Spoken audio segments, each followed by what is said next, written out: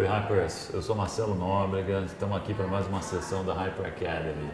Dá uma olhada nessa parede aqui atrás, ó. Identifica o local onde a gente está. A gente está na Indeed, que é a maior plataforma de empregos do mundo.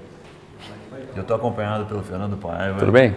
Que é o fundador da Heads, uma empresa de headhunting. A gente vai bater um papo sobre esse mercado de hunting, executive search, essas plataformas, tecnologias novas que estão entrando. Também vamos aproveitar o ponto de vista privilegiado dele como headhunter para dar umas dicas aqui para candidatos que estejam em processos seletivos ou estejam pensando em trocar de emprego também. Vamos começar com a história pessoal do Fernando. Você não começou nessa área, né? Você começou como financeiro. Exatamente. Eu falo para todo mundo que eu sou uma pessoa que estou hoje em RH, estou hoje em recrutamento. Minha carreira foi em finanças. Eu comecei em auditoria, trabalhei em controladoria e fui convidado para migrar para o outro lado da mesa 12 anos atrás.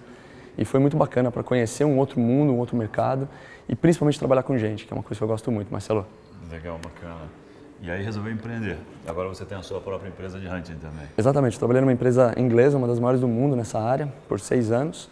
Depois disso resolvi fazer o meu negócio. Estava nessa época morando em Campinas e comecei essa empresa, vai fazer 6 anos agora. E está um projeto muito interessante. A parte mais legal é perceber que o mercado de recrutamento mudou muito nesses anos, né, Marcelo? Isso aí. Só o recrutamento em si, hoje existem várias outras ferramentas tecnológicas principalmente, mas a parte do desenvolvimento humano que existe um grande gap, uma grande oportunidade para a gente conseguir atuar, o que a gente tem feito também agora com a Heads. Bacana. Agora a gente vai sentar aqui para continuar essa conversa. Combinado. Falando de desenvolvimento humano, você mesmo teve que se reinventar, né? Algumas vezes. Então você trabalhava em finanças e migrou para recursos humanos. E não deve ter sido fácil essa transição. Não foi isso. Conta um pouquinho como foi isso. O que você teve que aprender? Tem um caso e se engraçado. ajustar a esse negócio? Que quando eu entrei nessa área, Marcelo, eu sabia que tinha até apostas que eu não ia durar muito nesse mercado, né? Só. Eram muitas competências que eu precisava desenvolver, competências pessoais, e principalmente me adaptar a um novo modelo de negócio, né? O que eu fazia dentro da área de finanças foi muito bom para conhecer o lado técnico e quando eu comecei em recrutamento, eu comecei recrutando justamente para a área em que eu trabalhava, que era finanças, mas eu precisei aprender uma série de outras competências, né? De entender como é que um profissional construía a carreira dele, entender como que eu conseguia entrevistar essa pessoa e fazer a ponte junto com os meus clientes. E também a parte de trazer novos clientes, essa parte comercial, foi um aprendizado totalmente novo para mim e foi muito interessante. Aí deu certo, né? Felizmente deu certo. Dá para fazer. Tudo é aprendível, né? Desde que o profissional esteja interessado e comprometido também com esse aprendizado. E o grande ponto que eu gosto de dizer, as competências estão sendo muito mais importantes do que só a experiência anterior. Né? Se o profissional trabalhou a vida inteira num determinado lugar, não significa que ele tenha que continuar nesse mesmo segmento. Ele pode fazer movimentações para outra área. Inclusive, existem novas profissões que estão surgindo e que o grande desafio de recrutar para essas áreas é tentar identificar que tipo de profissional pode servir para uma posição como essa. Vamos falar sobre isso também. Combinado. Mas mais um pouquinho sobre a tua carreira. Porque você entrou como um empregado de uma grande empresa de hunting e aprendeu nesse ambiente. Só que depois você fez uma nova transformação, você virou empreendedor. Exatamente. Começou o teu próprio negócio. E aí, de novo, é um salto brutal de competências que são exigidas para essa nova experiência. Mas é o que eu falo, Marcelo, para muita gente, que o empreendedorismo é uma competência muito importante, independente se você vai abrir uma empresa ou não. Não significa que você precisa ser um empresário para ter um empreendedorismo como competência sua. E foi um aprendizado também muito interessante para mim, porque eu tive que lidar com muitas coisas ao mesmo tempo. Né? O empreendedor no dia a dia dele não está envolvido só com aquilo que ele faz como negócio principal. Então, ou seja, eu como empreendedor eu não era só o headhunter. Eu tinha que cuidar da contabilidade, tinha que cuidar do assunto com o advogado, com o marketing, com a área de vendas, com assuntos internos. Coisa que numa empresa eu tinha áreas que cuidavam disso para mim. Né?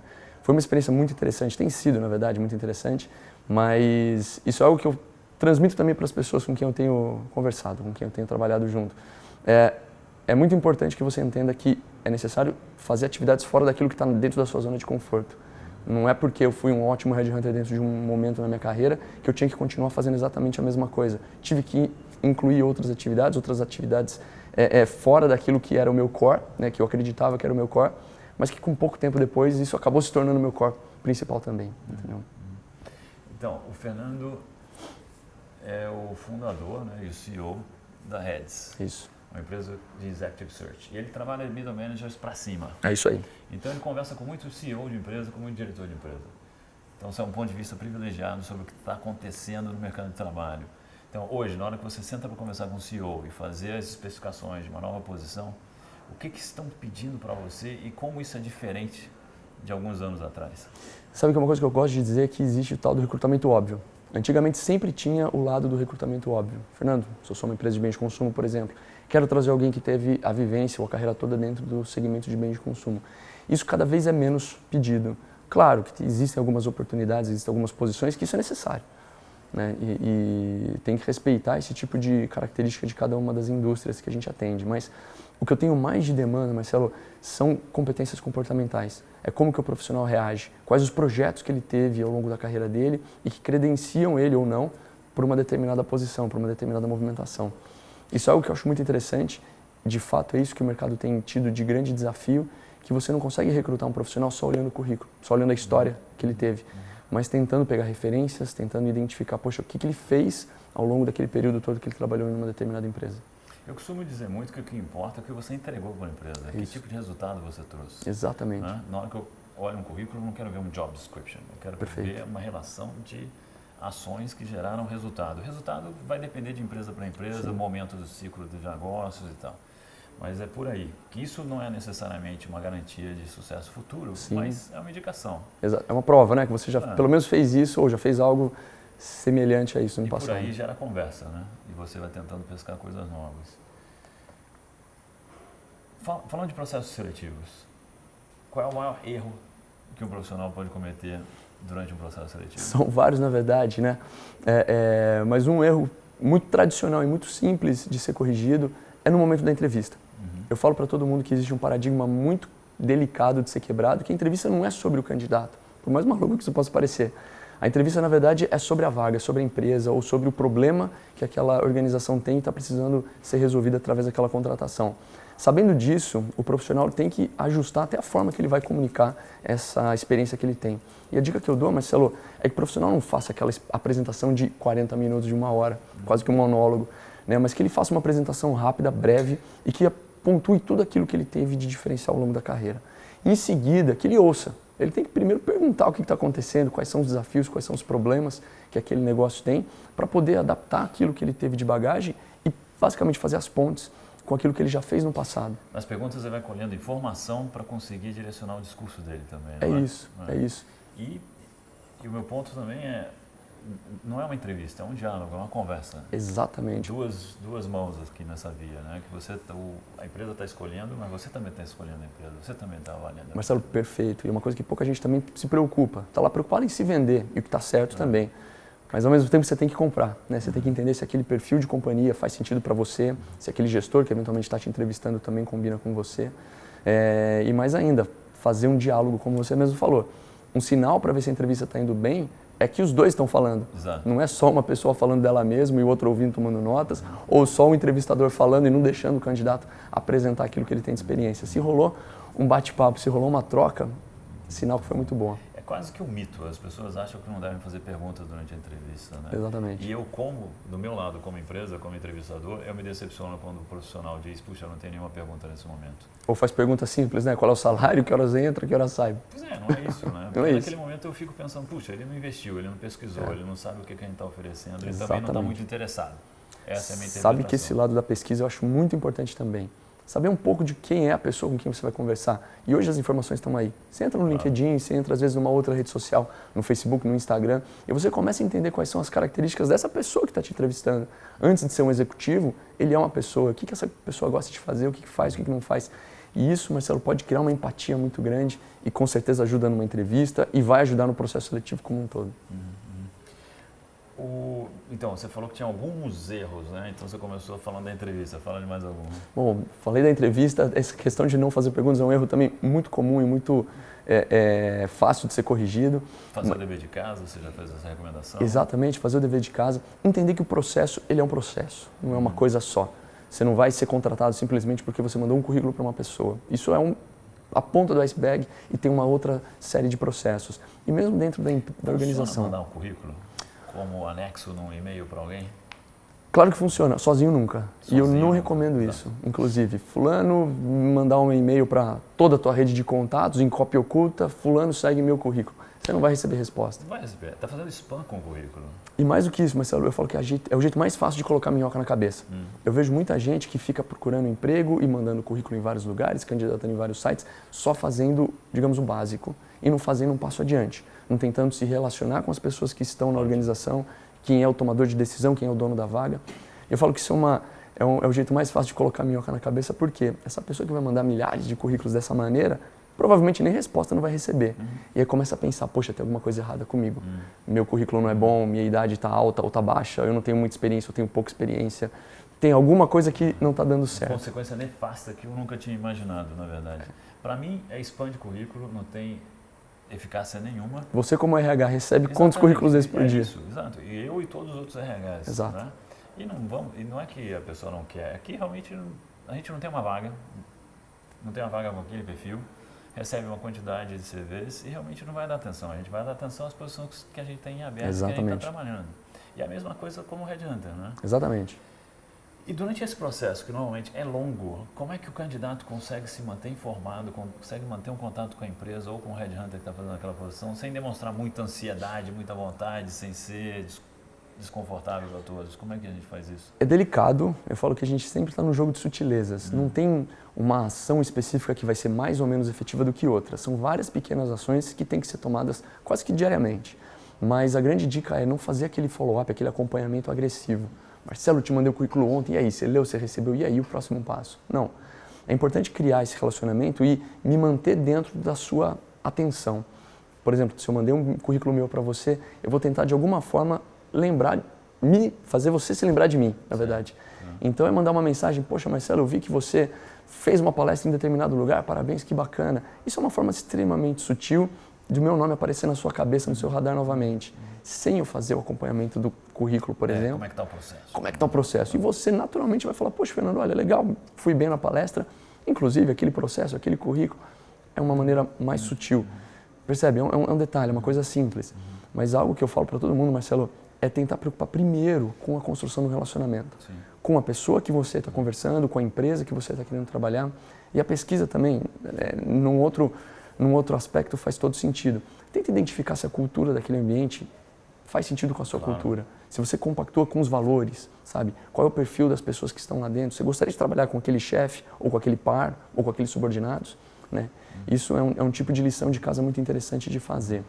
E voltando naquele ponto que o foco da entrevista não é o candidato à empresa, isso também ajuda muito na hora de fazer esse tipo de abordagem, de mandar um currículo. Então, se eu fosse mandar o meu currículo para você, eu não falaria do Fernando somente. Eu tentaria identificar, poxa, qual que é o desafio hoje do Marcelo como recrutador, como recursos humanos, e eu como recrutador com a minha experiência, como eu posso ajudar a tentar resolver algum desses problemas? A chance de uma abordagem como essa ter mais resultado é enorme. É muito maior, exatamente. Então, atenção nas recomendações que o Fernando está fazendo aqui, volta a fita, assiste de novo. Vamos falar um pouco de negócio. O teu negócio. Legal. O teu negócio, a gente está dentro da Indeed. Exatamente. Que supostamente é um concorrente teu, né? Na verdade, é mais até um parceiro, viu, Marcelo? Porque ajuda inclusive as minhas posições, eu divulgo as minhas vagas dentro da Indeed. Que legal. É. Então, isso é outra coisa interessantíssima desse mercado de trabalho, desse mercado de negócio hoje em dia. As pessoas concorrem e colaboram ao mesmo tempo. Exatamente. São parceiros, sem dúvida nenhuma. Ele tem uma parte do meu mercado que ele pode entrar. Afinal de contas, uma empresa que me contrataria, eu contrataria um headhunter para conduzir um processo seletivo, ela pode muito bem divulgar uma posição dela dentro do Indeed, receber um bom volume de candidatos e com isso conseguir resolver esse problema que ela tem na hora de abrir uma vaga. E aí eu entendo que de fato pode ser uma concorrência, mas pode ser muito bem um parceiro e que de fato é para mim hoje, na hora que eu vou trabalhar uma posição minha e eu conseguir ter um alcance muito maior e pessoas interessadas em trazer e se candidatar e trazer o currículo dela para as vagas que eu estou trabalhando. Mas de fato, esse mercado de recrutamento mudou muito. Faz 12 anos que eu trabalho como headhunter. Quando eu comecei, o LinkedIn estava começando aqui no Brasil e foi uma transformação incrível, né? Muita gente foi relutante em utilizar o LinkedIn. Você utiliza o LinkedIn no seu recrutamento? Utilizo e foi uma das minhas primeiras ferramentas que eu comecei a utilizar e hoje é algo que eu uso diariamente. É uma das principais ferramentas que eu utilizo hoje no meu dia a dia. Eu falo brincando que antes de abrir meu e-mail, antes de abrir qualquer outra coisa, eu vou abrir meu LinkedIn, ver o que está tendo de mensagens, quem fez aniversário, quem mudou de emprego, até para poder ativar a minha rede de contatos de uma forma estratégica. E de fato teve muita mudança. Isso eu vejo muito mais com bons olhos do que como ameaças. Então vamos falar aí. E a Indeed não é o único player nesse mercado, né? Existem Tem outras vários. plataformas e tem várias modalidades, na verdade, né? Tem várias ferramentas diferentes onde a gente consegue descobrir trabalhos que estão à disposição da gente, se candidatar, cadastrar currículo e conseguir fazer um networking com alguém, se apresentar e tal. Então, o teu negócio está mudando. Da mesma maneira que a gente tem o Airbnb, Uber e outros modelos de negócio aí que causaram rupturas em negócios tradicionais, a gente pode dizer que a Indeed é o Airbnb ou é o Uber do negócio de recrutamento. Sem dúvida, sem dúvida. E um monte de empresa de táxi e hotel quebrando e fechando ou se reinventando por conta disso. E esse é o ponto. Como é que impacta o teu negócio? O que você vai fazer para se reinventar e se manter interessante nesse mercado? Essa parte de se reinventar, se matou, é a palavra que a gente usa todo dia.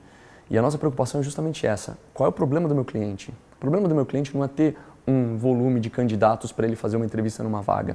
E isso foi o que atrapalhou muitas consultorias no começo, né? Muitas consultorias tradicionais de recrutamento perderam negócios e algumas quebraram, outras, enfim, voltaram, saíram do Brasil, porque quiseram manter a estrutura tradicional do recrutamento. Isso mudou. O LinkedIn deu um acesso, o LinkedIn é uma desses Ubers e Airbnbs aí para esse mercado de recrutamento e deu um acesso para um volume de candidatos que antigamente não existia. O maior ativo de uma consultoria de recrutamento era o banco de dados. E hoje o LinkedIn te dá isso daí gratuitamente. No Brasil, se não me engano, são mais de 30 milhões de usuários que estão... É esse o número mesmo. Que estão ativamente atualizando o próprio perfil, ou seja, não tem aquele perigo do banco de dados desatualizado. O próprio candidato está colocando as informações, as conquistas, os projetos e tudo mais. E isso exige que o trabalho do recrutador, o trabalho do headhunter seja diferente, né? Então, a parte que você falou de adaptação é muito importante. A adaptação da empresa em tentar ajudar o cliente final, né? Em tentar ajudar a organização que está querendo contratar um melhor talento a saber fazer essa seleção da melhor forma. Antigamente era difícil encontrar, por exemplo, um candidato ou 2 candidatos para uma posição específica dentro da área financeira, por exemplo. Hoje, você faz uma busca no LinkedIn, você vai encontrar milhares de profissionais. O desafio é outro. É saber, entre aqueles milhares de candidatos, qual que vai ter o melhor fit cultural com a minha organização.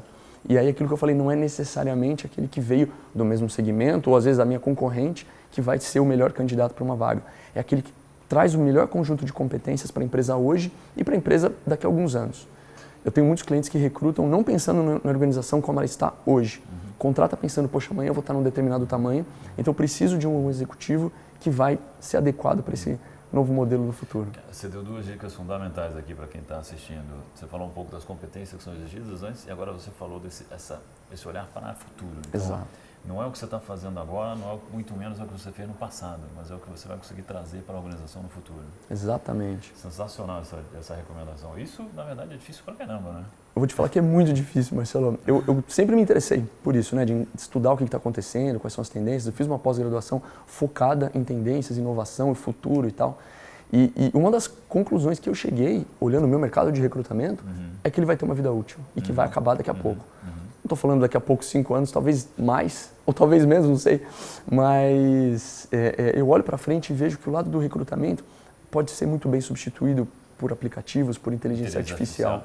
Exatamente. Então, o que é o grande desafio? É justamente o desenvolvimento dessas competências.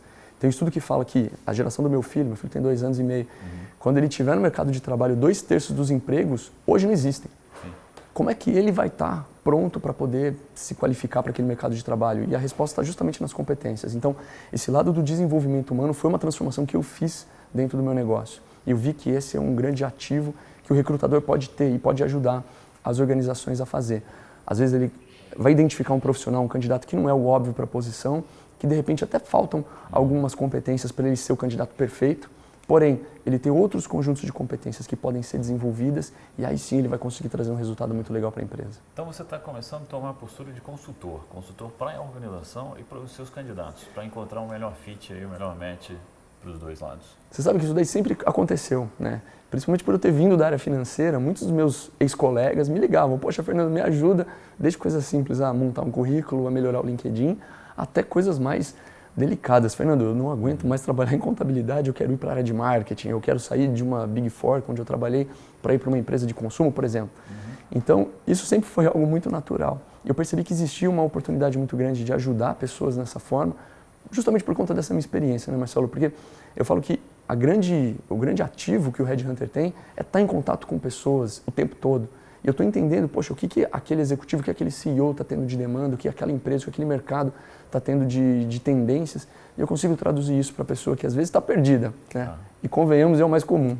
Você falou que você usa muito o LinkedIn, tanto para o seu negócio estrategicamente, mas também para prospectar sem dúvida clientes e candidatos. Exatamente. Então, falando para os candidatos agora, qual a recomendação que você dá para eles utilizarem o LinkedIn como ferramenta? Muito bom. Em primeiro lugar, o LinkedIn não é um currículo online. Parece óbvio, todo mundo já falou isso. O LinkedIn é uma rede social. Porém, para você ter um perfil no LinkedIn, você precisa colocar as informações que estão no seu currículo também. E essa é a confusão mais normal.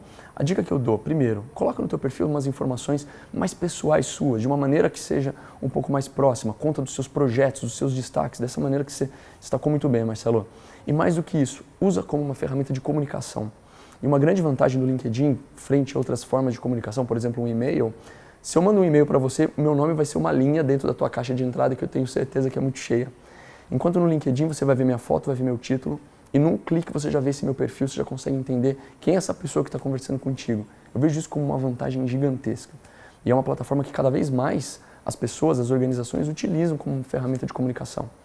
Então a minha principal dica, quem está querendo utilizar o LinkedIn para fazer uma prospecção de novos clientes, novos empregadores, antes de pensar na prospecção, pensa na forma de comunicação. É um excelente lugar para você mandar mensagens, fazer conexões, entender um pouco mais das pessoas com quem você está se relacionando, para ter mais informação para conversar depois. Então, Fernando, vamos fechar com essa dica, tá? Fechado. Legal, obrigado por terem assistido, a gente se vê numa próxima. Valeu!